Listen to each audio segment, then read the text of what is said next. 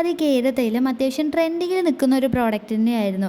And ഇത് ഞാൻ use ചെയ്യാൻ തുടങ്ങിയിട്ട് ഒരു 1.5 മന്ത്സുമായി. സോ ഞാൻ എൻ്റെ ഒരു ജേർണി ഷെയർ ചെയ്യാമെന്ന് വിചാരിച്ചു. ഈ ഒരു പ്രോഡക്റ്റിനെ കുറിച്ച് കുറേ നെഗറ്റീവ് ആൻഡ് പോസിറ്റീവ് റിവ്യൂസ് ഞാൻ കേട്ടിട്ടുണ്ട്. എനിക്ക് തോന്നുന്നു നെഗറ്റീവ് റിവ്യൂസ് കൂടുതലും ഇത് പ്രോപ്പറായി യൂസ് ചെയ്യാൻ അറിയാത്തത് കൊണ്ട് വന്ന പ്രശ്നങ്ങളാണ്. സോ ഇതെങ്ങനെ യൂസ് ചെയ്യണം എന്നുള്ളത് ഞാൻ ഡീറ്റെയിൽ ആയിട്ട് എന്തായാലും പറയുന്നുണ്ട്. എനിക്കിത് യൂസ് ചെയ്തുണ്ടായ ഒരു എക്സ്പീരിയൻസ് ഞാൻ പറയാം. എൻ്റെ ഫേസിൽ അത്യാവശ്യം നല്ല പോലെ പിമ്പിൾ മാർക്സും ഡാർക്ക് സ്പോട്ട്സും അതുപോലെ തന്നെ നല്ല ടാൻഡും ആയിരുന്നു. ഈ 3 കാര്യങ്ങളും നല്ലതുപോലെ കുറഞ്ഞിട്ടുണ്ട്. പിന്നെ സ്കിന്നിൽ ഒരു എക്സ്ട്രാ ഗ്ലോ കിട്ടിയ പോലെയും എനിക്ക് പേഴ്സണലി ഫീൽ ചെയ്യാറുണ്ട്. ഫേസിൽ മാത്രമല്ല നെക്കിലും ഹാൻഡ്സിലും ഒക്കെ ഞാൻ അത് യൂസ് ചെയ്യുന്നുണ്ട്. ആൻഡ് കയ്യിലെ എല്ലാം ടാന് അത്യാവശ്യം നല്ല രീതിക്ക് കുറഞ്ഞിട്ടുണ്ട്. നാൽപ്പാമരാതി കേര തൈലം ആൻഡ് നാൽപ്പാമരാതി തൈലം ഇത് രണ്ടും വേറെ വേറെ പ്രോഡക്റ്റുകളാണ്. കേര തൈലത്തിൽ നമ്മൾ ബേസ് ആയിട്ട് യൂസ് ചെയ്തിരിക്കുന്നത് കോക്കനട്ട് ഓയിലാണ്. അതുകൊണ്ട് തന്നെ ഇത് കുറച്ചും കൂടെ ലൈറ്റ് വെയിറ്റും കൂൾ എഫക്റ്റും ആണ് കിട്ടുന്നത്. ഓയിലി സ്കിന്നുള്ള ആൾക്കാർ ഇതൊരു പാച്ച് ടെസ്റ്റ് ചെയ്ത് കഴിഞ്ഞ ശേഷം യൂസ് ചെയ്യുന്നതായിരിക്കും കുറച്ചുകൂടെ നല്ലത്.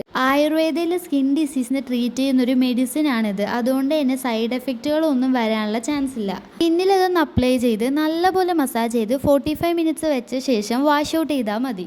ഇത് വാഷ് ഔട്ട് ചെയ്ത് കളയുമ്പോൾ യെല്ലോ പിഗ്മെന്റ് കംപ്ലീറ്റ്ലി നമ്മുടെ സ്കിന്നിൽ നിന്ന് റിമൂവ് ആയിട്ടുണ്ട് എന്ന് ഉറപ്പ് വരുത്തണം. ഈ ഒരു കാരണം കൊണ്ടാണ് പലർക്കും ഇത് യൂസ് ചെയ്യുമ്പോൾ ഡാർക്കർ ഷെയ്ഡ് ആയിട്ട് ഫീൽ ചെയ്യുന്നത്. വീക്ക്ലി ട്വൈസ് എങ്കിലും ഇത് യൂസ് ചെയ്യാനായിട്ട് ശ്രദ്ധിക്കണം. ഈ ഒരു വീഡിയോ യൂസ്ഫുൾ ആയെങ്കിൽ എന്തായാലും ചാനൽ സബ്സ്ക്രൈബ് ചെയ്യാനും ലൈക്ക് ചെയ്യാനും ഷെയർ ചെയ്യാനും മറക്കരുത്. അപ്പോൾ ഓക്കെ, ബൈ.